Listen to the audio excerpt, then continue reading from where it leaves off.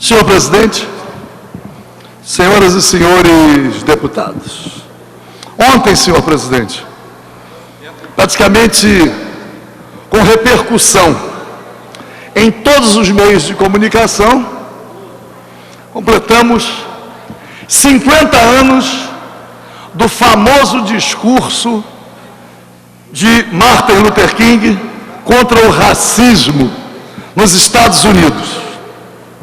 E a expressão "eu tenho um sonho", I have a dream, permaneceu no inconsciente coletivo, não só do povo americano, mas certamente no coração de todos aqueles que compreendem a desumanidade que existe no chamado apartheid, a discriminação racial. Os negros nos Estados Unidos continuam sofrendo a discriminação, assim como aqui no Brasil. A discriminação ainda existe e é grande. Os afrodescendentes sofrem, mas eu não tenho nenhuma dúvida que quando manifestou, quando expressou o seu sonho, Martin Luther King nunca poderia imaginar que um presidente da República nos Estados Unidos, como o Bush II, fosse contar com dois dos seus principais assessores negros, Colin Powell e Condoleezza Rice, para a perpetração das maiores atrocidades em relação a vários povos no mundo, que o imperialismo americano fosse capaz de tanta desumanidade, isto é, o complexo industrial militar e o grande capital, determinando políticas públicas não só excludentes, como genocidas.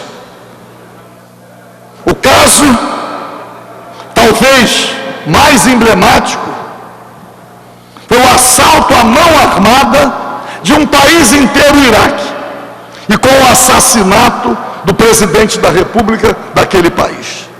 O povo iraquiano até hoje ainda não conseguiu encontrar o caminho da paz. E a situação interna é muito grave. Mas, obviamente, que Luther King não poderia supor que 50 anos depois, um negro chegasse à presidência dos Estados Unidos, ainda para homenagear o discurso e dizer que muito ainda precisa ser feito nos Estados Unidos para que o sonho de Luther King se realize. Mas ele, como presidente dos Estados Unidos, qual a contribuição que tem dado? A política externa americana continua sendo a mais execrável, a mais genocida.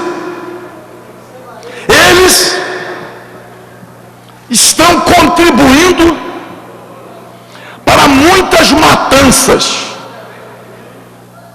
de brancos e negros em várias partes do mundo.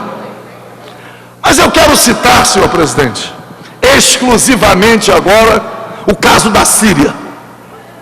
Ora, já no caso do Iraque, quando o Iraque era aliado, os Estados Unidos contribuíram não só com a inteligência, com as informações, mas com armas químicas para que Saddam Hussein se opusesse à Revolução Iraniana, a revolução do Ayatollah Khomeini, que até hoje faz com que o Irã seja adversário dos Estados Unidos, que o povo iraniano compreendeu que o grande Satã tem interesses próprios e não é solidário a qualquer povo do mundo. Mas bastou Saddam Hussein nacionalizar toda a produção de petróleo para virar inimigo e ser vítima daquele assalto atroz. Mas agora, a Síria, como não é um país aliado, diferentemente do Egito, primeiro, o presidente negro dos Estados Unidos, Obama, diz: o limite de tolerância em relação à Síria será o uso de armas químicas. De repente diz que o ataque com armas químicas, ainda sendo investigado pelos inspetores da ONU, que o ataque partiu do presidente Assad, sem nenhuma comprovação, assim como disse que Saddam Hussein tinha armas de destruição em massa. O governo americano disse isso, mas era Bush. Isso aí posso retirar? Como atribuir algo impensável até, porque uma análise fria demonstra que não haveria nenhuma possibilidade do presidente Assad, e olha que eu não quero me imiscuir nas questões internas da Síria, mas como usar armas químicas? Por quê? A probabilidade maior é que, para ter o motivo da intervenção, os Estados Unidos pagaram os mercenários de sempre. Mercenários, porque reagiram a um governo, tentar internamente travar uma luta para impor outro caminho, tudo isso é aceitável e é compreensível. Mas a utilização das armas químicas contra o próprio povo, isto é muito suspeito. E agora, o presidente dos Estados Unidos homenageia Luther King e simultaneamente manifesta o desejo de bombardear o povo sírio. Bombardear.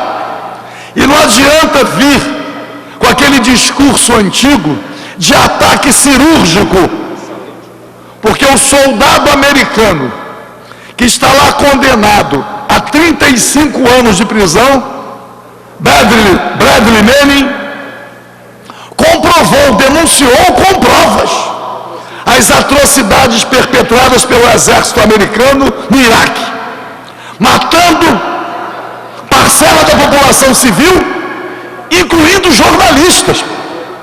Então, senhor presidente, eu venho a esta tribuna para dizer: falta autoridade política, falta autoridade moral e falta autoridade racial ao presidente Obama para homenagear Luther King. Este sim era um verdadeiro pacifista, um homem da paz, um homem que se posicionou contra a discriminação, defendendo a igualdade. Muito obrigado, senhor presidente.